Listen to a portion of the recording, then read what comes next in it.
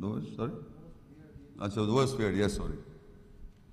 It is most feared word in the non-believer's world. Okay. But you have used it the same term for Allah, the sustainer. Do you feel it suitable to use this term with Allah? Can you justify this in support with the Quranic verse? Okay, yes, actually Al-Baqarah 2, if you, in that booklet also, it is there, Al-Baqarah 2 and Ayat 40.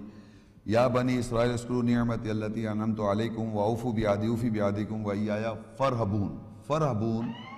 Farhaboon comes from the root letter rahiba, and farhaboon means from me you be terrorized.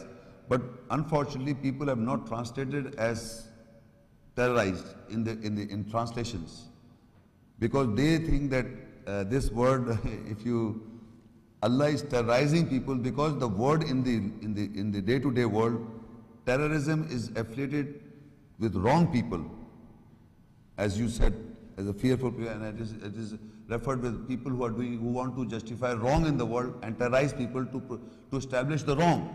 So that is only the word that people are associated with, that by hijacking, a terrorist did this.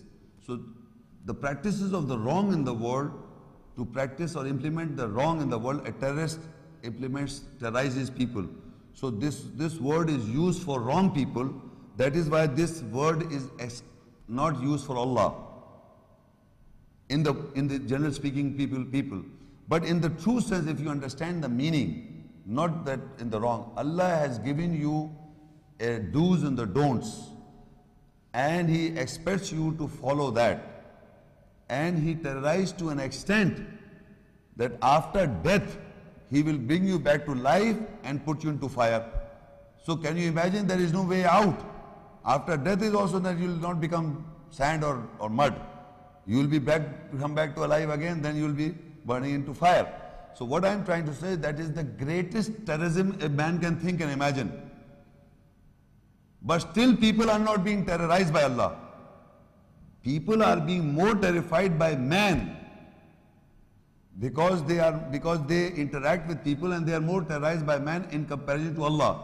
So I am using the word terrorist and terrorism for Allah, because Allah says, wa-iyyaya farhaboon, from me you be terrorized.